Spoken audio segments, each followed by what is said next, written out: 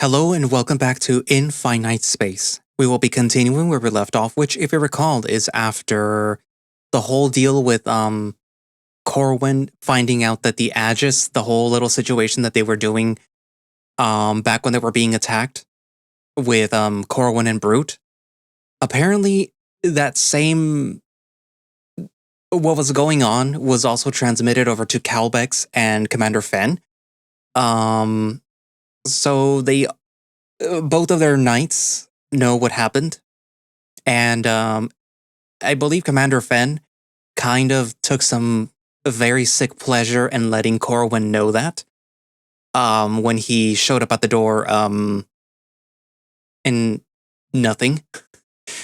Also, Calbex had to have the talk with Corwin about it, that it's like, it's fine, you know, you did what you have to do, but please don't do that again, because it was very distracting, because he could feel everything that Corwin was feeling. So the Aegis is two-way. Aside from that, it appears that they're going to be training more because they're going to be part of like the main group that is going to be going out now. So it's going to be a lot less training just in case, and a lot more training because you're going to do it, whether you think you're ready or not. Aside from that, I think that the previous update had Zarya training with her knight, because she still feels a little sluggish with her artificial hands and not really feeling like she's contributing enough, at least to what she thinks she should be contributing. And then there was Erix, the bear, who also wanted to contribute more too, so there was training between Corwin and him, which got a little spicy depending on what you decided to show or not. I think that was the most of it. So yeah, I think that should pretty much cover what happened. As you may notice, there was no music here because unfortunately something happened with the musician for Finite Space and probably some other visual novels where the music had to be removed. And they will eventually replace that, but if you notice that the visual novel is a little quiet, then that's why. Anyway, so without further ado, let us continue in Finite Space.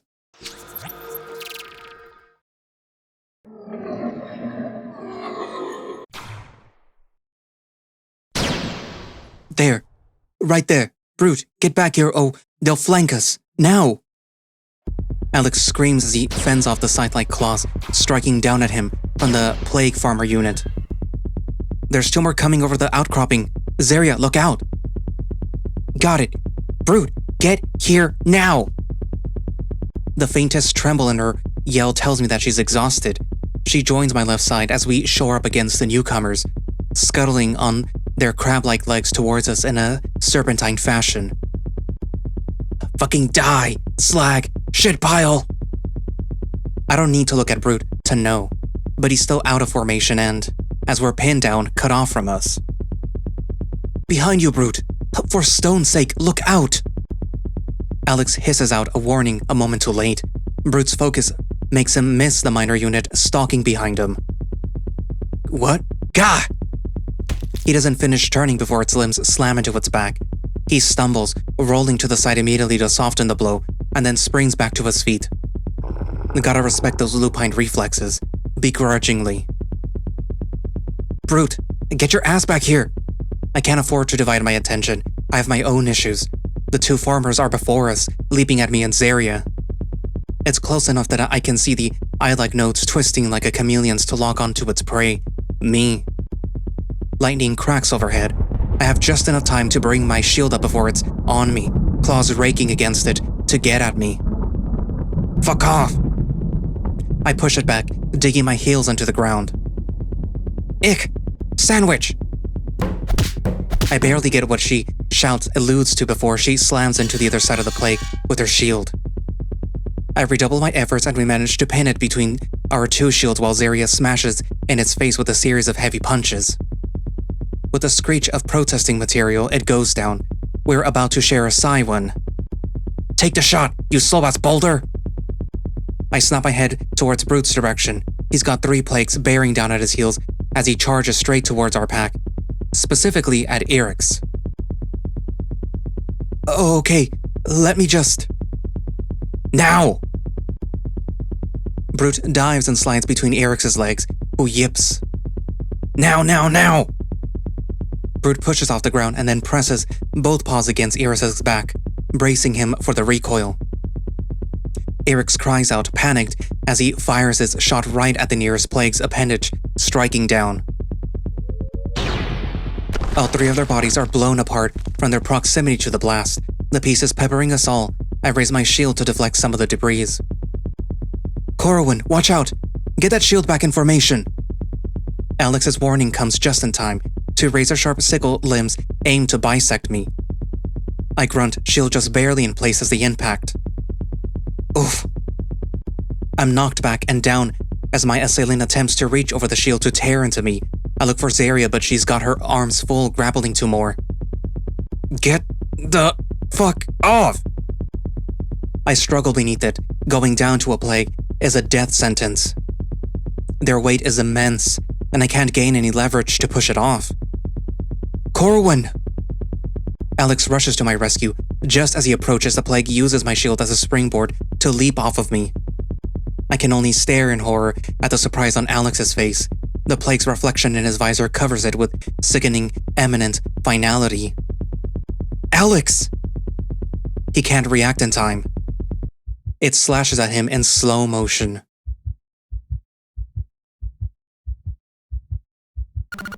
Abysmal. The simulation begins to fade. Fenn's words cut through, his disappointment like a knife. Outside for debrief. System status, powering off. Alex comes over and offers me a paw. I take it, and he pulls me up. His lips are pursed in frustration, and I can feel it too. From the moment the scenario was loaded, it went to shit. The last week has been brutal. Daily repetitive drills, each more grueling than the last. Every possible biome, every worst-case plague scenario. Surrounded on an icy plateau, flanked in dense jungle, swarmed in open waters. The commander has certainly been pushing us to our limits, looking for cracks. Given what Kalvik said, I can only presume that this is to also satisfy whatever it takes to be approved for full active duty. I look over at Brute and see him just staring at where the last plagues had been, teeth bared.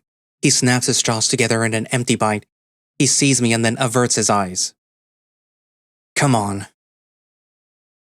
He mutters before leaving for the door. Amidst his grumblings, we follow suit.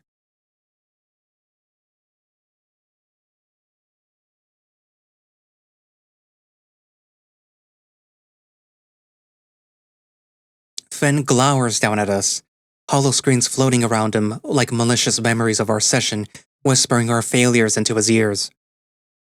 Well, let's look, shall we? First off, Squire. He pulls around the first screen that shows Zarya and me. The angle is from above, focusing on us, sandwiching the plague between our shields, while she wailed on it. I appreciate the ferocity.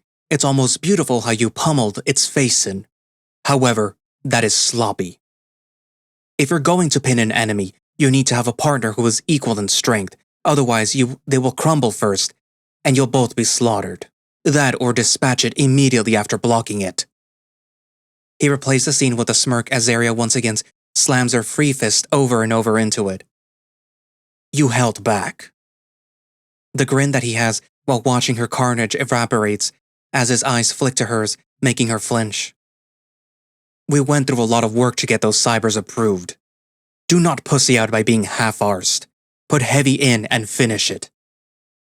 His eyes glance at me for all but a moment. And if you are worried about injuring your ally, then you should choose another option. All in or a better plan.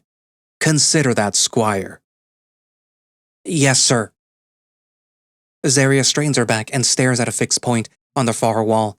I want to give her a reassuring pat, but I'm glued in place as Fenn's awful gaze fixes on me next. Squire, Squire, Squire. Well, I've seen how acceptable you are in ranged scenarios. and I'll even acknowledge the support that you offer to the pack in that aspect. He pauses tortuously. However, there it is. We aren't the archer division, are we? We are the cavalry. That means plenty of times we are up close, practically kissing the dainty faces of our enemies. So this... He waves at a bunch of holoscreens that simultaneously show every strike and blow that I fumbled or missed. I hadn't thought that it was that many, but his gallery paints the picture irrefutably. Needs to be better. So much better. I assume that... He trails off and then shakes his head. I expect vast improvements in this area, Squire. Do not hold back the pack by being weaker. Considering how he normally is, I feel like I'm getting off lightly. I am not about to complain one iota. Yes, sir. Fen turns to Brute. With a wave, my screens dissolve as he brings up an aerial view of Brute running from the plague, leading them away and then back around to us. My Squire, this is a good idea. You have the speed and aggression to take advantage of it. Depending on the type of plague and terrain, this move could be used very well. You even knew that your companion had the firepower to pull it off.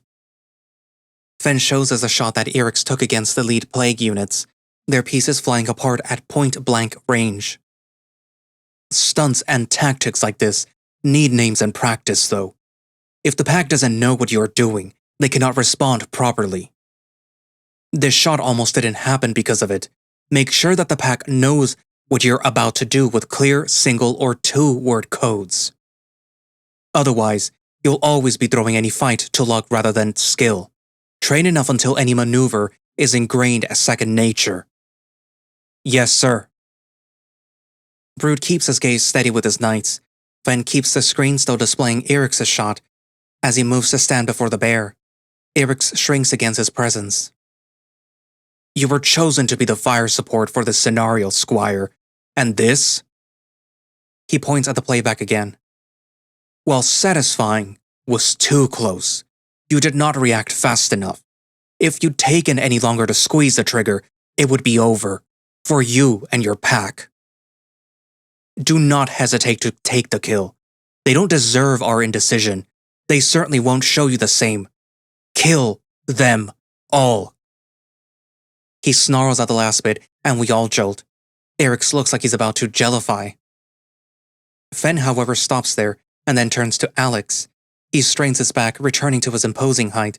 The silence stretches as he just stares. I wonder what must be going unsaid between them. Squire, if you are aspiring to polish yourself into someone of worth, then show it. He gives the very edge of a sneer at him. Alex does not flinch, keeping his back just as straight. Taking the plague out in this scenario is what is called for, not holding a line and hoping to be saved. We will be busy. We will be fighting elsewhere. Do not make the other knights fret over your inability to survive. He leans down to bring Alex into his eye level, and finally Alex's eyes flick to his. And another thing, Squire. If you're going to try and lead, do it without mewing so much. No one is going to obey you if you whine about it. When you see your pack ripped apart with your own innards pulling in your paws, will you still be moaning then? No. So get shit done. Stones and gravel.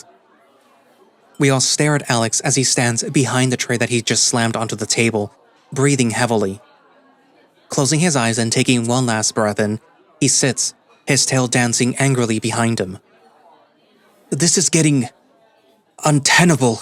Commander Orion is pushing things far too hard. He shovels a spoonful of his breakfast into his mouth so inelegantly and so un-Alex-like that I gawk a bit. Not that I disagree with him. Alex! Zarya looks at him reproachfully before tipping her ears back and mumbling into her food. I do think the training schedule is a little skewed. We've had to cut back a lot on training at home to balance the new regiment. She looks despondent. Her arms were cleared last week, and she and Cyrex had been squeezing in every extra minute to train using them. You're all a bunch of puss. Brute's eloquence is lost amidst the splatter of debris escaping his mouth. He wolfs down even more excessive bites after his statement. Alex takes another deep breath. I fear the rest of us will suffer hypoxia if he continues. Brute, you are not lending help towards these extra sessions. You can't keep leaving the pack just to chase after retreating or repositioning plague. It leaves us open and vulnerable. You know that. You's just... Brute jabs his fork at Alex, swallows down his gargantuan mouthful, and then begins again. You fucks need to keep up and follow my lead. You pussies need to be more aggressive. He makes a sweeping gesture that encompasses both Alex and Zaria, but makes sure his circle catches me and Eric's too. Eric's shrinks into himself even more than he has been thus far. If we follow you deeper and deeper into their ranks, Brute, we all will end up gutted as the commander predicts. We have to employ caution or... No. A glob of chewed meat speckles my cheek. Lovely. Fucking open your eyes. Can't you shit see playing defensively makes us predictable? Those dickheads will be more than able to gut us if we don't push forward. Don't give them time to adapt. I'd rather die trying to take them out than huddled in a corner hoping the line doesn't break. That is the only way that we will win. So keep up. With this piece said, Brute doesn't wait for an answer. He takes his empty tray and leaves. Alex sits bristling, his fur several times its usual volume. I don't blame him. I'm just as exhausted and worn out as everyone is with what Commander Fenn had been putting us through. All of the crack of dawn drills, so many varied simulations, relentless cardio and endurance marathons. The last few days have been a nightmare of pushing us to and past our limits. I want to complain, but in truth, I've done my best to keep pace as much as possible. I've tried to use these sadistic sessions to eke out every possible progression and reap any benefit that I can. Like Zaria, any off-duty sessions have had to have been put on hold. Every particle of effort is being put towards this fanatical push. I've noticed improvements. I don't feel as far behind anyone else, in all but close combat. I still don't feel like I'm pulling my weight there. Some part of me feels like Fenn is prioritizing these to either break me or pull me in line with the others. Which, all in all, is a crap feeling. I think all this might just be because the commander wants us approved for active duty as soon as possible. The others look at me.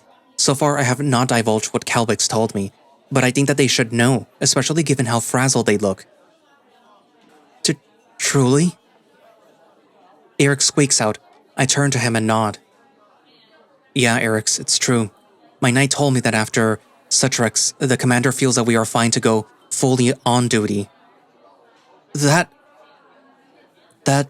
does give more reason to this insane pace that he's set. Alex's fur starts to settle down. He looks more contemplative now. I am excited that he feels that way, though it's not just us, is it? If we're going into our own unit, we will need other packs. I wonder if he has already chosen those that he wants. I'd been thinking the same thing. With that in mind, I've tried to keep watch on the other packs to see which Fenn gives more attention to. However, I haven't gotten any major clues. If him tearing us down is a show of favor, then it could be any of us. Oh, I don't think that he's happy with me. He's not ever said anything good about me. What if he kicks me out of the pack? Eric looks completely downcast. I feel bad that I've stressed him out. Now don't be ridiculous, Eric. Yes, Commander Orion may not have said anything complimentary about you. However, he has not criticized you nearly as much as the rest of us. That's because you're always where you should be and act correctly. Zaria pats his back as well, after sliding herself alongside the bench to be flush with him. Yeah, he wishes that he had more to critique about you. I'm sure if Captain Jez had concerns, they would not be quiet about it, right? Our bear snorts and chuckles. Oh no, they wouldn't. I think the captain is happy with my performance. At least they seem satisfied with the way that I follow their orders. Exactly. I am certain that all of our knights, even if they like us personally, would act professionally if we were not performing the standards required. Alex nods self-assuredly, and I can only hope that he is correct on both accounts. I definitely feel somewhat closer to Calbex when we're at home. He has accepted me doing more of the traditional squire duties. I'm now allowed in his room on occasion to do laundry or as part of cleaning the house. And while he hasn't had another nightmare episode, as far as I know, we've had 2 more bathing sessions since. The first time he was so timid about asking that I think that he almost bailed and left the room, but the second time was easier. I enjoyed it. I think it's as calming for me as it has been for him. Beyond that, and the meals that we have, we don't spend that much time together. I still adhere to my promises to leave him be when in private, although I have to wonder if that's normal. Speaking of, what are all your nights like at home? The others focus on me and seem to contemplate their answers. I'm curious, sure, but also I think that changing the topic can help us all relax a bit. Well, we spend a fair amount of time training, both weightlifting and with spars lately. Cyrox is very into meal prepping too. We do batch cooking on free days, which has been a completely different learning curve. He likes things very spicy. She fans herself before continuing. He also does a lot of communication work, promotional broadcasts, holo interviews, and other sector liaisons. She counts them on her digits one by one. I hadn't considered how much the knights have to do outside of fighting the plague. He also keeps in contact with so many folks, all of his previous squires, regardless of if their knights are retired, former packmates that he's trained with, the list goes on. Honestly, if I didn't know how good he was at managing his time, I'd wonder how he can do it all. She puffs out her chest proudly. That does sound like quite a busy lifestyle, though the latter half of the communications feel more personal than official. Still impressive. That sounds systems apart from my knight's habits. Alex had listened intently to Zaria's reel of Cyrox's activities. Now he leans back, scratching his chin. Knight Tobes is much more, He pauses, whiskers twitching. Relaxed and methodical while at home. He has been inviting me to join him in gardening, beekeeping, and other altogether slow, quaint activities. It doesn't sound bad, but Alex's tail is flicking behind him the whole time. Don't get me wrong, I fully understand the principles of relaxing and having time for oneself outside of duty, but I do feel the loss of potential growth. When we have the combat practice, however, he is annoyingly effective, but in every unconventional way. I tilt my head to the left in confusion. What do you mean? He fights dirty. He catches himself and looks embarrassed momentarily. My apologies. What I mean is that he is hard to predict. He changes styles, and he uses what my parents would call uncouth tactics, such as blinding with dirt and bending branches to snap back. It is an overall infuriating experience, even if he praises me after each bout. I don't feel as though I've learned that much. His tail now thrashes behind him. It gets to a point where Alex grabs it and holds it in his lap like a tantrum-throwing pet. I mean, it does sound exactly like what they tell us about fighting, being hard to predict. Zaria looks sympathetic but also quite earnest. I agree that it certainly would be beneficial to know a wide range of skills to use. I am aware. With his tail wrangled, Alex huffs out a breath to calm himself before continuing. It is just something that I am highly unused to, and I am having difficulties adjusting. My training all throughout my page days and before was consistent, practiced, flawless. Even our way of fighting is based on controlled finesse, adapting to the flow of combat through a myriad of forms. He waves his paw as if learning such a thing was trivial. So while I can and do adapt to my knight's abundance of chaotic ways of fighting, he never allows me to settle, and I cannot help but feel like quite the failure. I never knew Alex could feel that way. He always seems so calm and deals with everything with ease. I'd not once considered that he had the difficulty with any part of being a squire. I can't say that I know Canon well enough to judge his methods, but Calbex once told me that he's very perceptive, so I can only think that he's doing this for your benefit. Right? He nods dejectedly, but clears his throat and then continues with the next breath. True. Apart from my own challenges, Canon is very amicable when it comes to duties. He enjoys keeping his homestead clean and joins me after in cleaning duties. His cooking skills are impeccable, and he is very careful with his intake. He always takes my own requirements into consideration too. It has led to some interesting meals, but all have been tasty, if adventurous. He is a very good housemate. Even with the snoring? He winces. Yes, I have gotten somewhat used to that now. Otherwise, he is a most agreeable man to live with. We all chuckle, even Eric's was blushing a tad. I wonder if he snores as well. Maybe it's a common Ursine occurrence. I think you both have a very nice night that spends time with you doing stuff. It sounds very pleasant. Oh? Is a captain not like that? Eric stiffens at Zaria's question. He then quickly waves his paws and shakes his head side to side. Oh, no. I didn't mean that. Captain Jay's is a great night to have. They are just... I just think that they are super busy all the time. He trips over his words as he looks down. Not that I thought that they wouldn't be or anything. And it's not a bad thing to be busy at all. He starts to fluster. I lean into him and pat him on the back. So what I am trying to say is that the captain works with a lot of divisions and groups in other systems. A bit like what Zaria was saying with Night Mawful, the captain also has a lot of calls and meetings at all hours.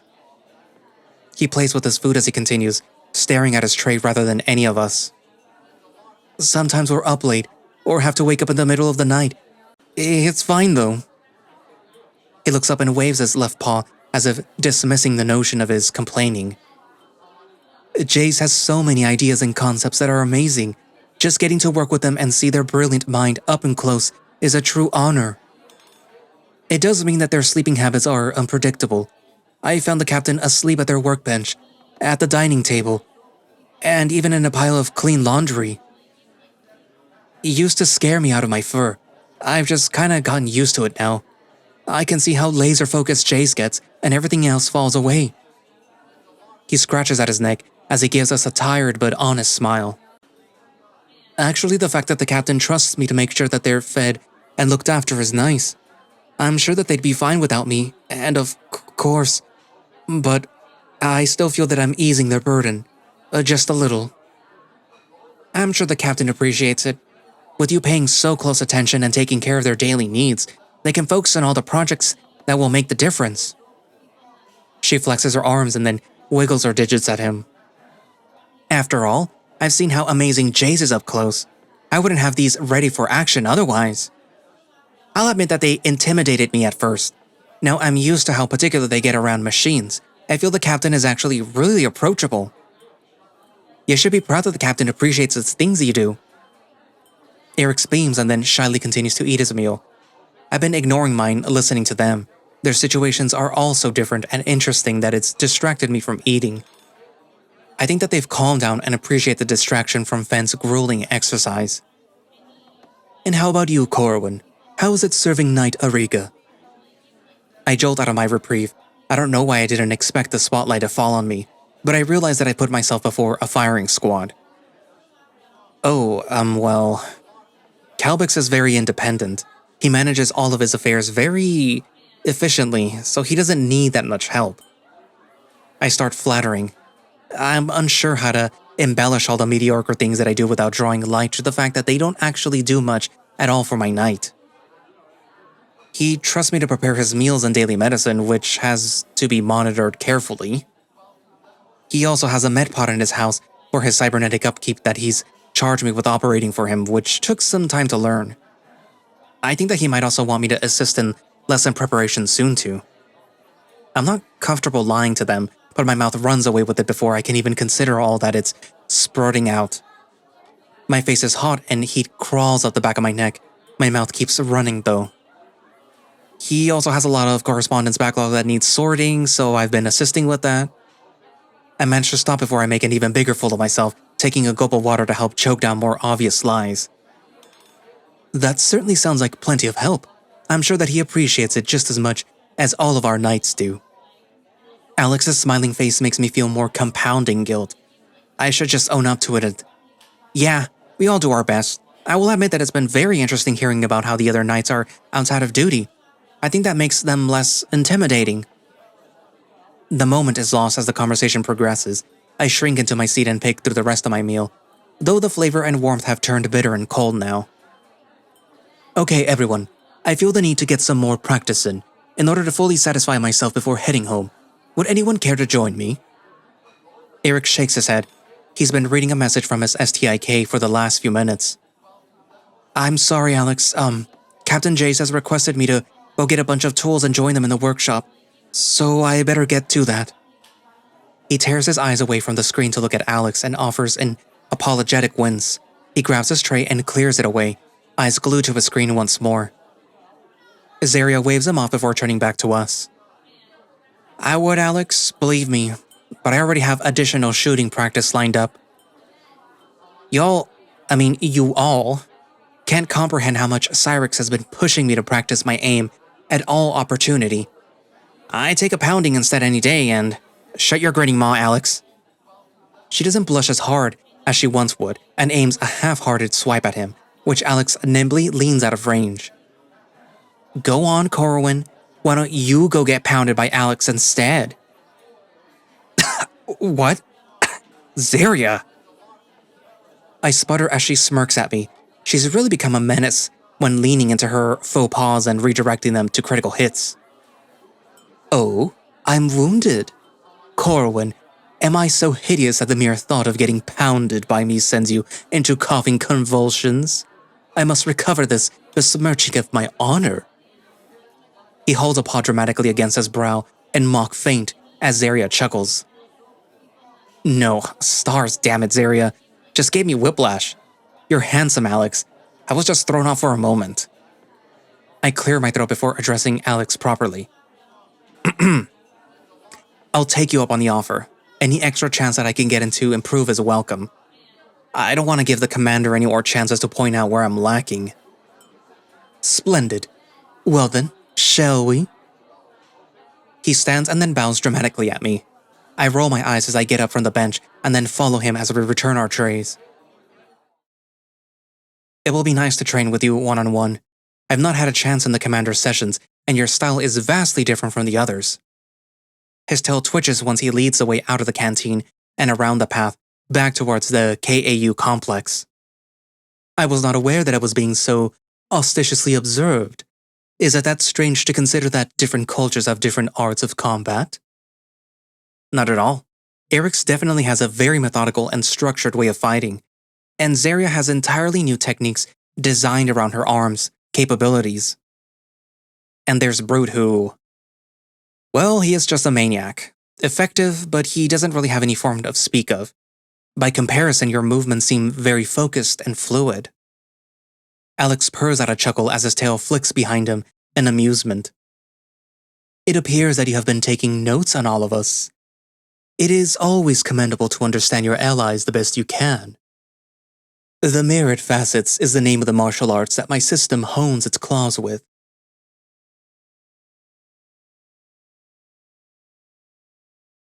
We pass into the complex and then Alex takes a direct route down a hall to the left. I contemplate letting him know about the secluded one Erix and I have been using, but I'm not sure if Erix would want his haven more widely known. The concept of the Mirrored Facets is to weave between sides, sequences of moves, with fluidity and flexibility as to which side should follow next. The origins are seeped into our history and still practiced today. Adaptations have had to be made to better combat the plague's various shapes and forms. Alex turns his back to me. With a single flick of his earring, the weapons display slides out through the floors. He takes 2 training swords from their rack and then tosses me one. We move onto the mat to take our positions opposite of each other. Alex assumes his standard starting pose, holding his blade forward, while angling his body to the side to create a more narrow target. I must confess that while I know that my yearning for honing my skills do show, I have no doubt that you will make me work for any ground, right, Corwan? He gives me a friendly yet challenging grin. I raise my sword in response. I will certainly give you my best. Ready when you are. If I hadn't seen Alex fight before, there was no chance that I'd have blocked the explosively fast strike that he opens with. However, I have seen this play. I found he favors opening strong and keeping his dueling opponents on the back paw the entire bout. This lunge is just that. That being said, knowing and anticipating the move is very different than handling it myself. The sheer force and weight of the strike almost makes me buckle. I parry as best as I can. Alex looks momentarily shocked before he settles back into steely determination. Not bad. Let's continue. It takes all of my concentration to not let Alex hit me with a flurry of fast, practice thrusts. He's commanding the pace as I struggle to defend. While each hit isn't as staggeringly potent as they would be from Eric's, all of Alex's strikes aim for my unguarded areas with surmountable speed. Hit. Damn it. I try to dodge another strike and then hit again. We don't stop, I just grunt and then carry on. Every time that I think that I have a grasp of his attacks, they change. Thrusting strikes transition into sweeping ones. Jabs to my chest weave into slashes aimed at my legs. It's like trying to grasp water. After what feels like an hour, but probably has only been a few minutes, I hold up my free hand panting. Pause for a moment. I need to catch my breath. Wow, that was intense. Alex relaxes and lets his sword hang by his side. His own chest heaves as well, though not to the same degree as mine. Do not sell yourself short, Corwan. I am impressed that you have held your ground so firmly. I had to pivot multiple times and have yet to land a decisive blow. Oh, those weren't decisive enough for you? I grunt and wince, feeling my ribs where a few of his hits landed. I already was going to ache after Fenn's grueling scenarios. This will just add to that with interest. No. He grins almost maliciously. I must defeat you absolutely, or you may rise from a feigned death and kill me while I recover from the fight. He's joking, but he's not wrong. Plague have been known to gain renewed vigor after seemingly deactivating. Making sure that they won't get back up is just as important as handling the next threat. Again. He opts to not open with his normal explosiveness. He approaches sly and cautious, drawing me into his range. I can't let him set the tempo again. I need to take the initiative, disrupt that unceasing flow. Taking a leaf out of my practices with Eric's, I start throwing out wide attacks that narrow Alex's area to strike me. I can't do it like Eric's does, not with the same reach nor tirelessness, but I can react and adjust just as fast to deny Alex the chance to get fully into his flow. I'm not perfect. The blows come fast and harder. A single mistake and he strikes me. It's almost like I'm being toyed with. He always is so annoyingly out of reach, dancing back after each jab. His tail hitches and flows behind him like an elegant ribbon.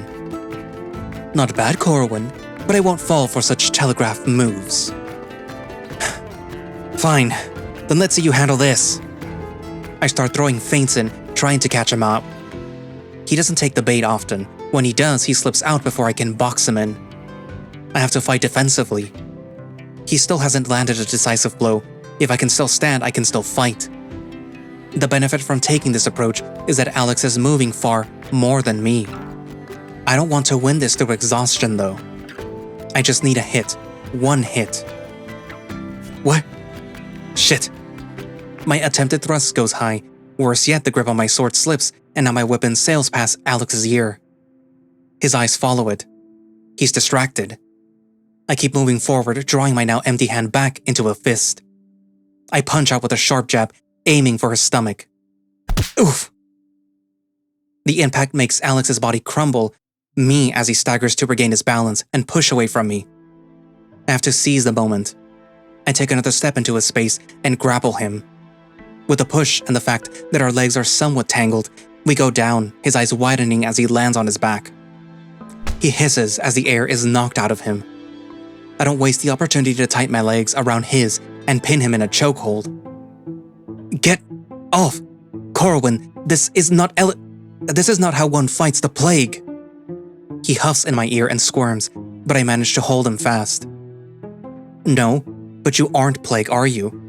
And Fenn said, do what it takes. This isn't... Get off! This isn't right! He's breaking free. Even as Lilith as he is, Alex is very powerful. This isn't perfect. It's messy. Get the fuck off! With a growl, Alex gets his right arm free. He uses it to push up and forward so that we land inverted with me under him. Stop! This useless resistance! He slams his fist into my ribs over and over. I tighten my grip around his neck as much as I can, but the pain shooting up my side from being pummeled is making it harder and harder. Enough! He roars out with a fury as he finally breaks my hold. He rears back, our legs still interlocked. He raises his fists above his head. I have the briefest realization and bring my forearms up to guard. Just stop! Give in! Crack already! Alex, stop! I yield! He does. Barely. Arms still raised for another blow against me. Teeth bared and practically foaming at the mouth.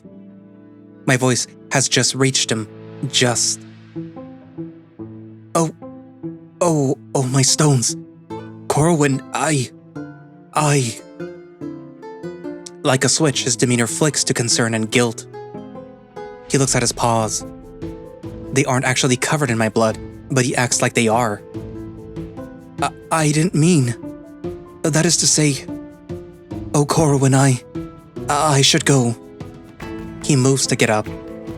We're still tangled and he's flushed as he tries to stand. Stop. I catch his left wrist in my right hand as he turns, a new throb of pain shooting up my arms in the process. My hiss makes him freeze. Stop. Don't go, Alex. Let's just talk this through, alright?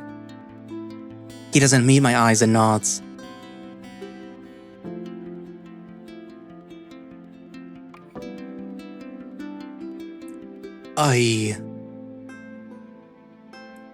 I'm sorry. I believe you. He meets my gaze for a moment before looking away again. I didn't mean to. No, I won't make excuses. That was unforgivable of me. It wasn't right. I'm so sorry, Corwan. He starts to shake, wringing his paws. I reach out to take them in my hands, but he flinches away. I don't think that it's me that he's scared of. What happened, Alex? I mean, I am sorry that I punched you and I tackled you and pinned you to the ground.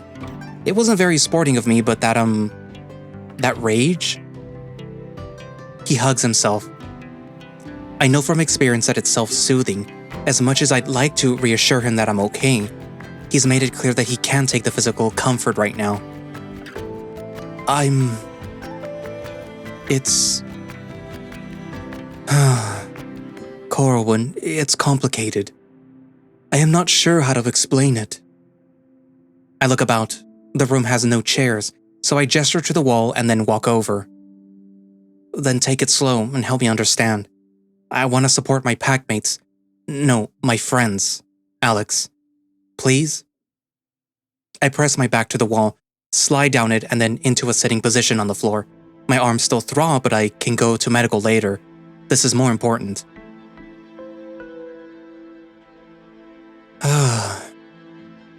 You are right. Okay. He joins me on my right, sliding down the wall as well. He tucks his tail beneath himself before he settles. I think the commander's comments, my frustrations, my failings, all got to be so much. And then the tactics that he used in our fight, the chaos of it, my inability to escape. It made me think of my brother, and I just kind of snapped. I'm sorry. I'm not even sure if he's apologizing to me now. Brother? He nods, fidgeting with the tip of his tail. Emerald is my older brother. He is flawless, my family's most precious jewel. and is on an impossibly high pedestal for me to reach. And he fought like that, up close and personal. He took the myriad facets into new realms of adaptation, shone so bright on the front lines. Alex pulls his knees up and hides his face behind them as he continues, his voice smaller, muffled. Our duels when I was training were like this. He broke form and tradition. I could never read him, no matter how hard I trained, or thought that I understood combat. He was always better, always willing to win no matter the cost. His smile while looking down at me every time. So condescending, so superior, so flawless and arrogant. He made cavalry knights sooner than anyone from my planet. The family has so much praise and adoration for him that I don't think that I'll ever be polished enough. Did he fall? Worse, he was promoted. He immediately looks at me. I didn't mean it like... Of course I am glad that he isn't dead or... It's okay, Alex. He was promoted? Commander? He shakes his head. No. He went into the Archon Division. His leadership, tactical brilliance, and versatility, all lauded as grand enough to sit at the top with the others to lead the KAU to victory across the galaxy. He sounds so bitter. There must be a lot of unresolved resentment there. Of course there is. My arms throb in agreement. I can only imagine how hard it is to be seen when compared to someone like that. To have your own achievements overlooked. He chokes out a singular, strangled laugh. Not overlooked, just obliterated, smothered in the light that he refracts. I try so hard to be perfect. I trained till my paws bled. I had every stance and variance drilled into me over and over and over, and still, I am not good enough. You are in the cavalry division, Alex. That is good enough, isn't it? Alex looks at me, or through me, as if still blinded by his brother.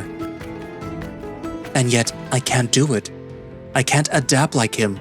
I hate when the play gets close and I lose it. I try to lead and help, and it falls apart. I have to be perfect, but I'm cracking. I'm cracked already. He breaks into sobs and presses his face into his knees. I'm sorry that I didn't notice it. I truly am. Why do you need to be perfect or want to be? It feels rigid in the way that you say it. Not that there is anything wrong with wanting to be great. I wish that I could be perfect as well. Perfect fighter, perfect shooter, perfect squire, but I know that I can never be, ever. I try and I fail. At most stuff, actually. I don't have a brother to live up to, or parents to make proud. Well, at least not living. I try to make them proud from what I remember. Alex sniffs loudly and peeks at me. I'm sorry, Corwan. My problems must seem so insignificant when compared to what you have lost. What others have. I have no right to complain. Of course you do. Your feelings and troubles aren't any less important than mine. They're just different. I guess your parents' approval means a lot to you. Yes, of course. Well, yes, but also for myself. I want to excel. I want to overcome my issues, my inflexibility, my anger. Not just because it would be validating, but because it would make me a better squire, and knight eventually. It's so hard, though. He falls into himself more. I inch closer and then rest my head on his left shoulder. I get that. I'm constantly trying to live up to what I think my parents would want. I clench my fists, my forearms throbbing painfully, comfortingly. How fucked up is that? Haunted by the assumptions of ghosts. I constantly feel like every mistake is a smear on their memory, and I'll never know what they would have felt. My voice rises and cracks. I take a breath in and then sigh it out. Long, pained, tired. If we keep going like this, Alex, we will both snap, or shatter, I guess, and then we'll be of no use to anyone. And I think that we both need to save people, no matter what, or how we fight for them, right? Alex shifts and I lift my head off of him as he peeks out at me. You are right, Corwan. I admire your tenacity. I know how hard you work. It inspires me. I just don't think that I am as flexible as you are. Which is funny given how I've seen you literally contort in half. It starts as a muffled sputter, but then Alex cracks and starts laughing properly. A good crack, I think. You're not wrong. But come on, I'm trying to be serious here. Maybe that's the problem. You're trying to be too serious. Don't get me wrong, it is serious work that we're doing. But you have to find moments to let it out, good and bad. I guess you are right. That isn't an easy thing to learn. Maybe that's what your knight is trying to do for you. Cannon's antics and hobbies. Maybe he's trying to get you to break free of that rigidity. Alex raises his head fully to look at me, before turning to stare at the ceiling in contemplation, resting his crown against the wall. I had not considered that. I always assumed that he enjoyed frustrating me, or just enjoyed to kid around when not on duty. I never thought that he would be doing it for me. Interesting. Maybe he wanted you to figure it out yourself? I could see that. He's never spelled out his intentions. I guess that's what the knights do in their own way, help polish us. Yeah, I guess so. It must be the same with you, no? Given what Kelbix tasks you with. The heat rises up in my neck and cheeks. But this is not a time to shy from honesty, especially from Alex. I lied, Alex. To all of you. About Kelbix. In truth, he doesn't ask me to do any of that. In fact, I'm always second-guessing myself around him, and the things that he does let me do, I feel like he's just humoring me. The words spill from me, but I'm unable to reel them back. The best that I can do is some cooking for him and keeping out of his way. I honestly don't know what he wants or needs, though I keep trying. I feel like I could do more, but I don't know how to gain what you all have. That's it, isn't it? I'm jealous. How petty am I? It's Alex's turn to rest his head against me. His whiskers tickle my flushed cheeks. Wanting a close bond with your knight? It's kind of the whole squire deal. If they deemed fit to pair me with a knight that will break me from my shortcomings, then they must have paired you with Knight Auriga for the right reasons, no? I guess. I'm still sorry that I lied. Hearing all of you describe what you do with your knights made me realize that I don't do or have nearly as much. I will turn your words on you. You might not realize what your knight is doing for you. If you need to, re-examine the situation. Who can say when changes might happen? When did we get to you reassuring me? I thought you were the one moping. Moping. Fellow squire, I may have many flaws, but I can assure you that in none of my facets, refractions, do I mope. We laugh. Two bruised squires attending to the hurt just a little. We stay on the floor for a while, both in our own quiet contemplation. However, the peace is soon outweighed by the pain in my arms and other parts. Ugh. Okay, I think that I need to get to a medical and be seen before the commander smashes into our schedule again. I push myself off the floor, wincing. I offer my left hand to Alex, but he helps himself up. I agree. If we assume that his aim is to be active with as much expediency as possible, we should expect another venomously difficult scenario shortly. Again, I do apologize, Corwan, for, losing it. I appreciate your patience and kindness. I smirk and shrug at him, instantly regretting the movement as my shoulders protest. Damn, I might have to take a long soak in the bath pool. Alex doesn't say much as we split up and he carries on. It seems that we are both digesting our time together. Shit. I don't think Alex broke anything, but the pounding has definitely done some damage. I hope that it will be a quick fix and the pain will be gone by the time that I get home. Then, it will just be the fatigue and exercise strain that follows me till I can collapse in my room later. Oh, sweet bed. How I missed you. I'm about to take a right turn towards the nearest med pod before something catches my eye. The rooms in the complex all have screens displaying if they are available, booked, or occupied, and by whom. The colors are coded so that you can tell what kind of activity is going on inside at a glance, imperative when live rounds are being used. The color of the room I'm passing is one that I haven't seen before, which is what draws my gaze. The names are what makes me stop.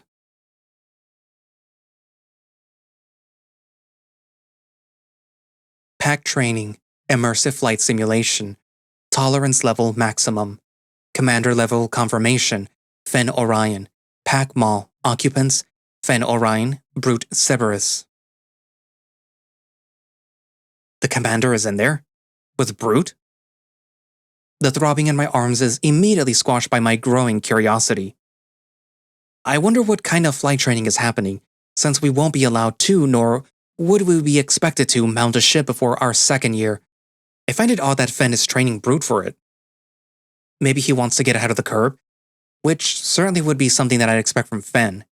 But with how insistent he has been on getting us approved for active duty, it seems strange that he teach something to Brute that isn't on the criteria. Curiosity wins out. I move into the adjoining area. Most training rooms have observation cubicles available for coaching or assessing, especially during active combat scenarios. It's unoccupied and locked, but as a member of the pack, I have clearance. Unless the commander specifically said it's for just the two of them. I swipe my SDIK against the panel and hold my breath. The door slides open with a co-conspiratorial shush. I enter quickly, then tap on the panel to order the door closed and locked. Fuck? I am met with chaos. I immediately recognize the planet. Satroxis. My mind reels as it tries to grasp the scene before me. Even though I am only viewing it from outside of the simulation, the recreation is as real as I remember it. The plague vessels spiral and swarm in angry masses, trying to cut off the cavalry and head to the dropship as it unloads barrage after barrage on the largest clusters. If it wasn't so gut-wrenching, it would look like a dance, furious and deadly. A sense of morbid fascination settles in me as I watch the streams of color from the night ships weave and flit about throughout the tide of the plague. See that, Squire? I jump at the commander's voice booming out as the simulation abruptly freezes. At first I think that I've been spotted. It's only as I further peek into the room below that I see what's actually going on. With everything paused, I can now make out Brute. He sat on a chair facing into the space being projected. The commander himself is situated in the center of the room, fully armored in his flight gear. Unlike Brute, he is riding a simplified version of the Steed cockpit chair.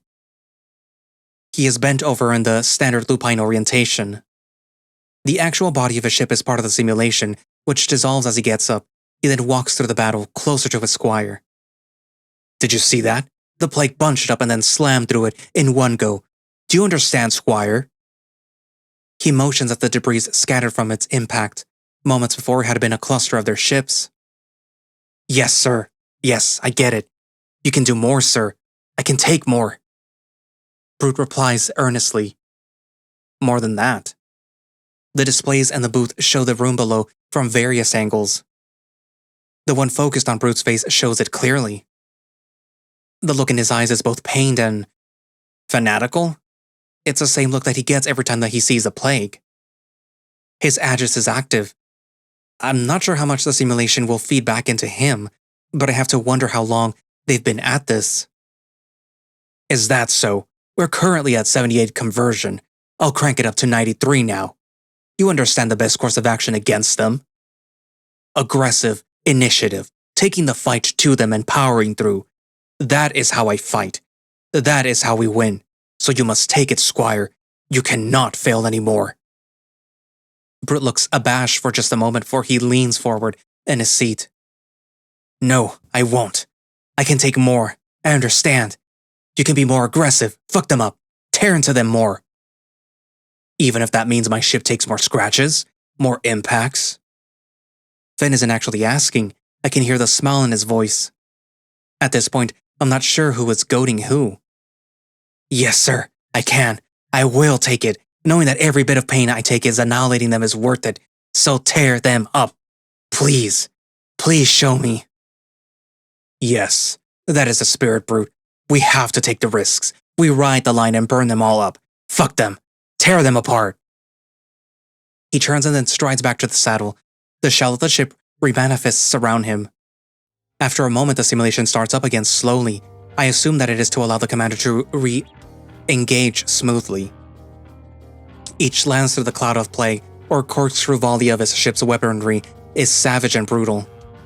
There is an instinctual satisfaction seeing it. Such openly and effective revenge is marked by the fragmented remains of their ships.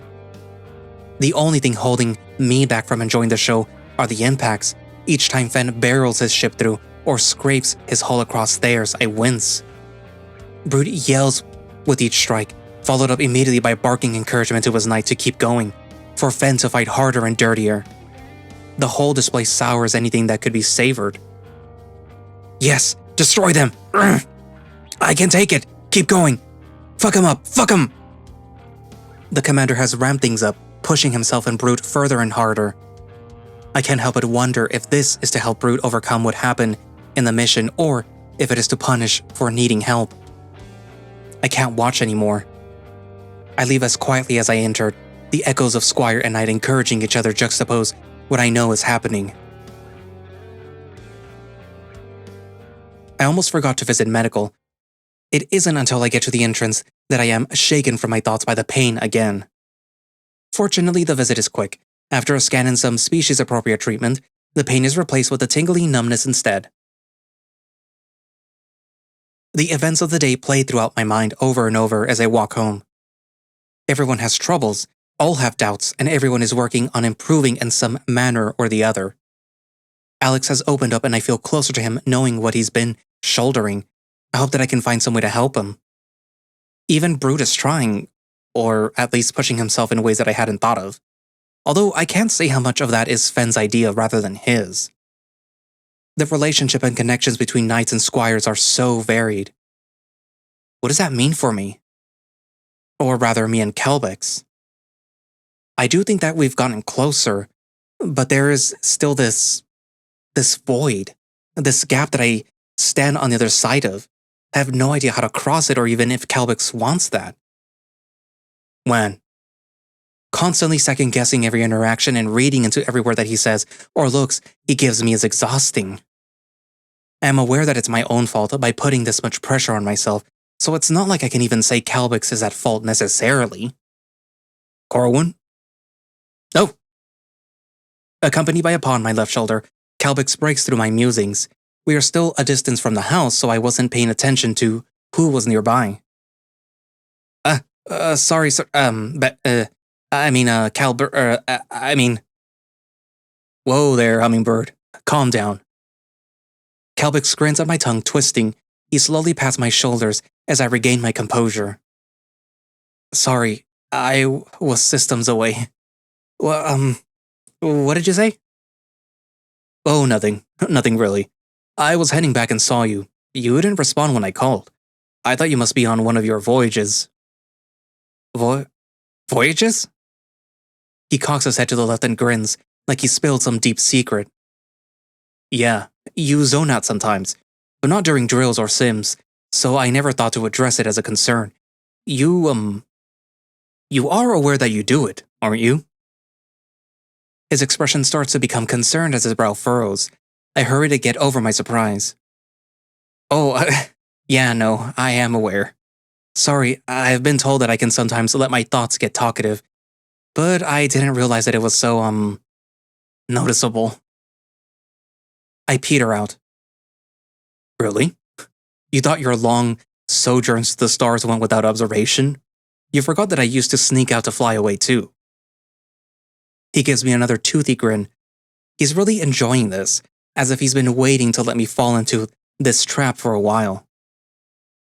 Although I took an actual ship, even then I was never so brazen as to take leave right in front of my paired knight. Please let a meteor just vaporize me now. Oh, I'm sorry. I didn't mean to. Kalbeck sparks out a laugh and shushes me. It's fine. I'm just teasing. I'm actually glad that I spotted you. I was just about to call you anyways. I perk up at that notion. Kalbex was looking for me? Oh, is anything the matter? My mind immediately flicks to spying on Fen and Brute and wondering if he's been messaged to reprimand me. No, well, yes. But it's not a bad thing. Let's head back home and I'll show you. He beckons for me to follow and then turns to head homeward. He's eager. I can tell because his gait is long and I have to jog to catch up. He usually walks slower to accommodate me. Is his tail wagging too? It's hard to tell with the speed, but I swear that there is a distinct waggle to it. I'm so fixated on it that I almost jog past our house when he turns sharply and makes his way around to the back. Then I round the corner myself and then see the backyard. I come to a halt. I blink at the sight of numerous cash cases. What is going on? Kalbex strides over to the training pit as he takes his shirt off. He stops at the closest case lying on the grass before kneeling down beside it and looking up at me expectingly. I approach as he grins at me. Seeing a giddy Kalbex is somewhat alarming, but not unwelcomed. I crouch down next to him. He waits for me to be in the place before unlatching the clasps on the case and then flipping it open with a flourish. Oh my stars! Lying inside is a polearm, new by the looks of it.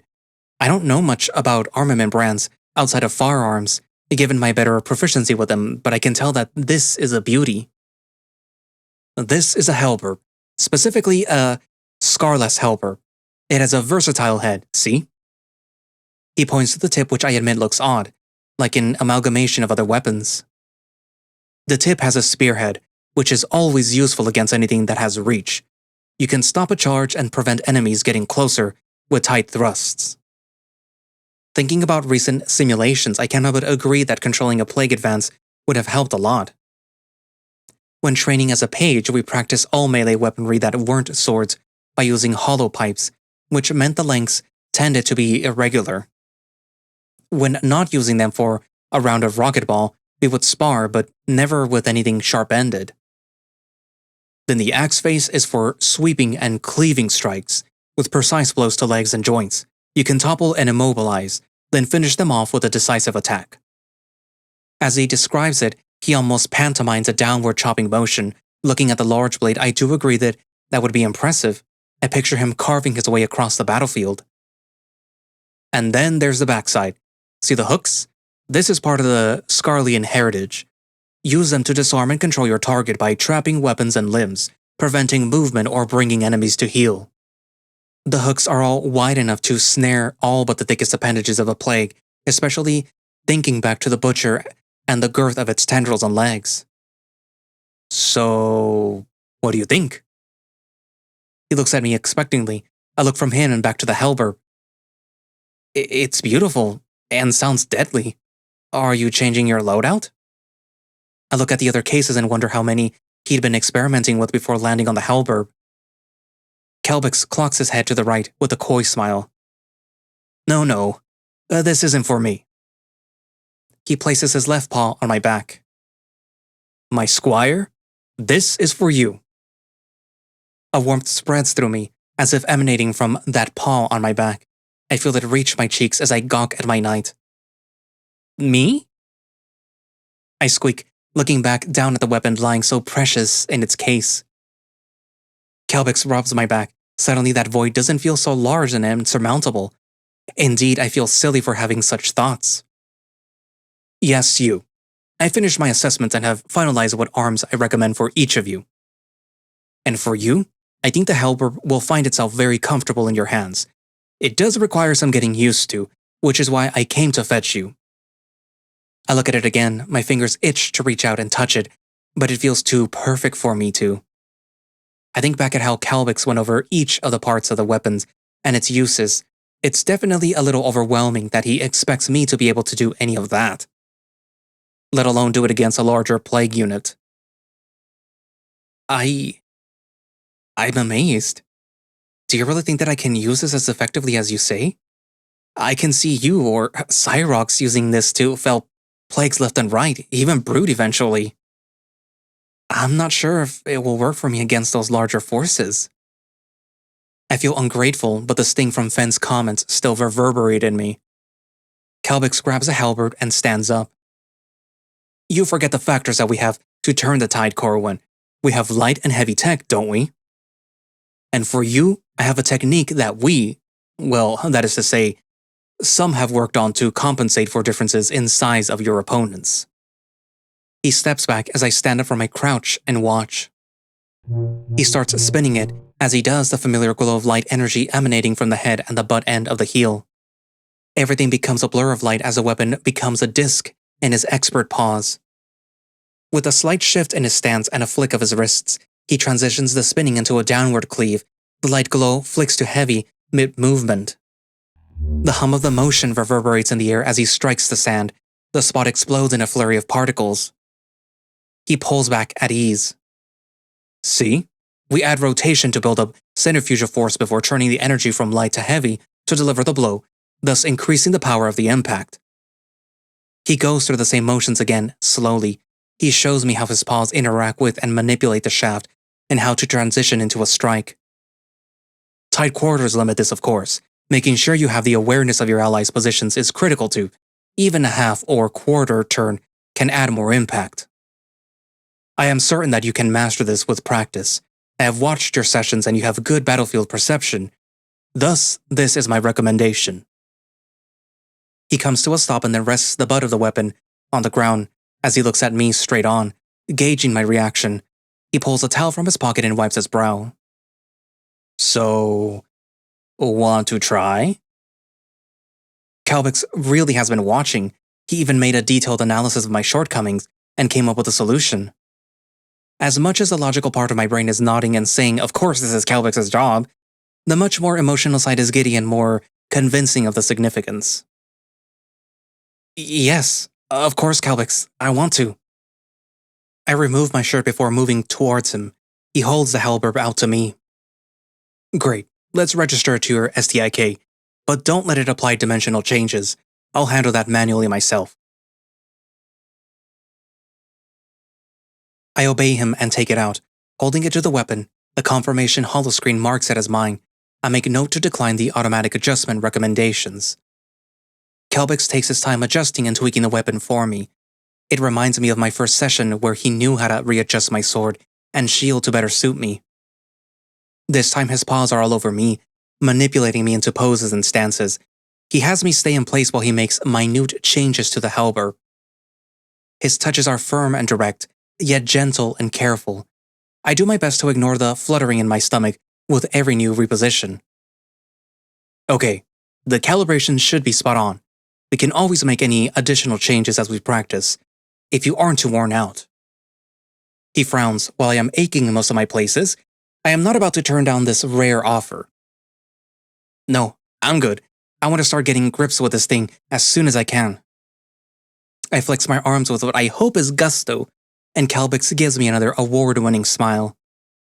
Alright then, I know you went over the basics of polearm work during page training, but this requires a very different approach, so we'll go through things fresh.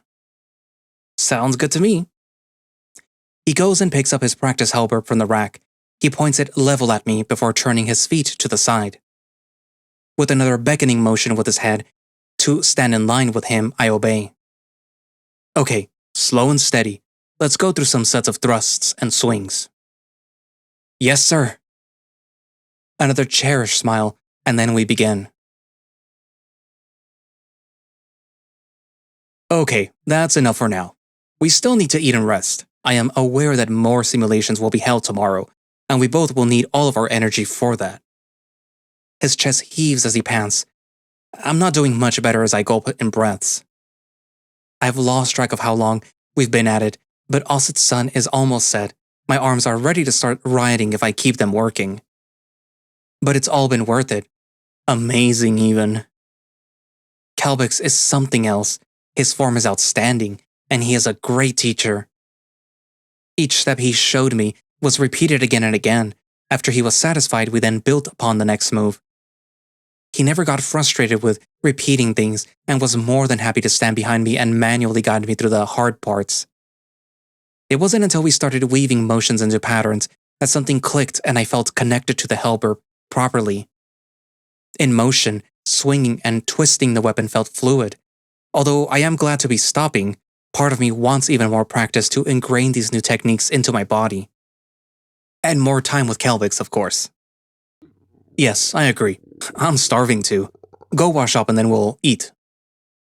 He gives me a satisfied smile that I return before I set the halberd back in its case. Calbix returns his practice weapon to the rack and then starts picking up some of the remaining cases. I had completely forgotten about them. Are those for the other squires? Calbix nods as he opens the kitchen door. He places the ones that he's carrying on the table before returning to grab more. Yes, for each squire. I have come up with what weapon or weapons suit them best. We will be trying them out in our upcoming sessions. I also have come up with a bespoke training plan for each of you. They might not all agree with or like what I suggest, of course. If so, we can change or tweak what is needed. I help him collect the few remaining cases and bring them inside. So everyone will have new weapons to wield? It seems like a lot as I glance over the pile of stacked caches. Calbix had really thought through all of this? Not all. Squire Malrex's, for example, has had her arms cleared for combat already.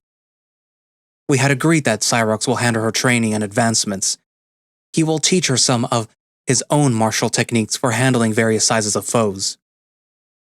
Other squires either already have foundations from their native worlds or specific heritages that they trained in as pages, have cleared their use of those weapons and techniques. He closes the door to the yard and then huffs out a breath of satisfaction. I am fortunate that I have studied, or at least am aware of those who have their own styles. I will admit that I was glad that we didn't have any squires from systems that I have no knowledge of. That makes sense. There are so many worlds and peoples that there must be plenty that have trained in unique or complicated fighting styles. My mind goes to what I've seen from Erix and Alex. I don't envy Calbix having to deal with everything. Does that mean that the rest of our pack's weapons are... I look at the tantalizing presents just begging to be opened. Yes, they are. Since we are packmates, I will show you. He goes through, picks out 3 cases, and then puts them on the floor. He opens the first, seeing the dual axes inside. I feel that I already know who they're for. Squire Cerberus showed good proficiency with dual weaponry. After discussing it with the commander, we decided that the Mantar axes were the best for him, rather than lupine ones. They can be slotted into wrist mounts and wielded paws-free. His eagerness in battle is best utilized and tempered if he always feels armed.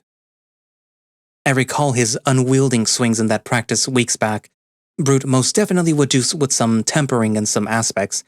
Attitude first and foremost. Calbix doesn't make any further comment and instead opens the next one.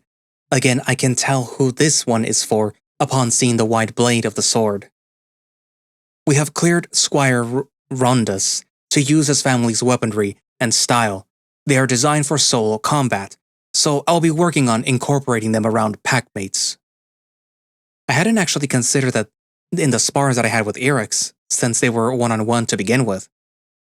It suddenly makes me wonder why his system pushes that kind of fighting, but Calbix is already moving on to the last case. By default, that makes it Alex's. Calbix opens it, eagerly looking in. I see a long, thin sword. The blade comes to a vicious point. Apart from looking elegant, I'm surprised. Calbix sees my look and chuckles. It's not what it looks like. This is a Vlisgarian rapier. Squire Horon's system has an interesting style. But I realize that there are some common ground with the whips used in the Gregarian clusters. The sword is actually segmented. It can be extended to give more reach, and its flexibility offers a wide range of options. I'll be working with him and Cannon to marry his style and the weapon together. Recalling our spar earlier, I think Alex will both have fun and be frustrated using it. I'll have to offer myself up for future duels. It'll be some time before you can all be cleared to use the new weapons live, so we will keep to our normal practices. Finn has already approved it, and we've adjusted the schedule to accommodate. For now, though, bathing calls. He closes the lids and then stands with a stretch. He paddles warily towards the stairs. It's late. Let's take a bath now so that we can eat and sleep sooner, okay, Corwan? I feel especially grimy at this point. I am more than happy to accept the op. We both jolt as our STI case ping with notifications. I pull mine out and open a holo screen. I can see Calvix's eyes flickering as he reads through it. Approval notice. Active duty assignment, Corwan Stringer. Unit, Lunar V. Pax, Maw, Claw, Hind, Tail. Assigned pack, Maw. What? Calvix finishes reading before I do and looks stunned, then angry. That fucking... Why? He glances at me and his expression melts before it resolves into a tight, clenched jaw. I need to make a call. Go on without me. With no further explanation, he pivots on his heels and then storms into a study. The door slams shut like angry punctuation. I look back at the notification. How did we get clear for duty? Wasn't there supposed to be an assessment, like when we formed Chimera? Did the commander do something? Pull some strings or make some executive decision? Calvix seems just as surprised. A swirl of thoughts fill my head. I feel lightheaded as I grip the table for support. A small shift in the stack cases brings my attention sharply to them, but nothing topples. They are all still in formation, no teetering or collapsing. Yeah, not yet. Not me. Right? My muscles burn as I limp towards the stairs. No, if we're active, then we must be ready. Calvix has shown that there is a way forward, not just for me, but for Alex and Brood and all of us. Get better one day at a time. The thoughts and doubts still bubble inside of me, but a hot shower will help some of that. Maybe. I glance at the study door as I start to ascend. A nice hot shower alone now. Man, fuck Fen.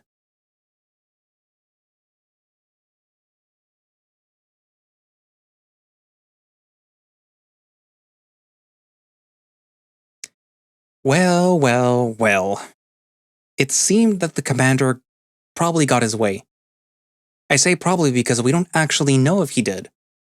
Huh.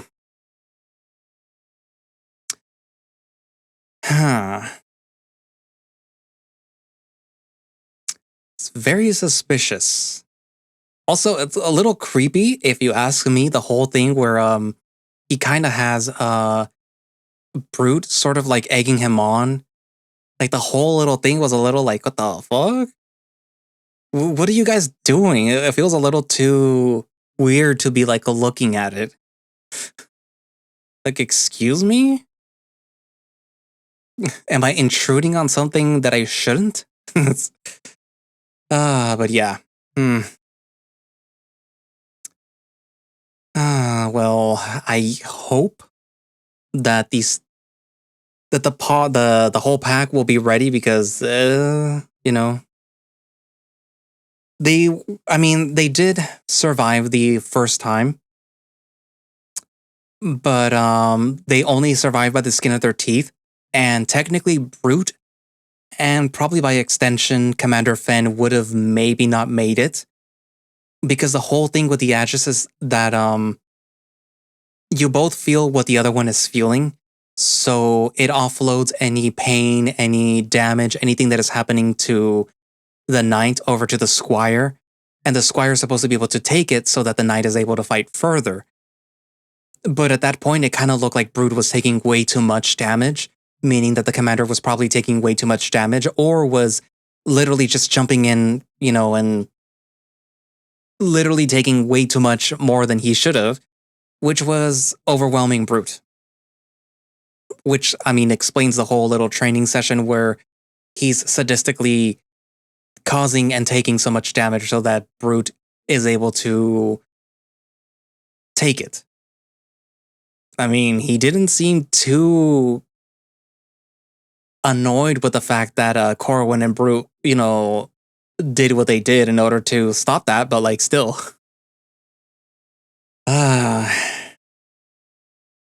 Anyways, what else? Alex.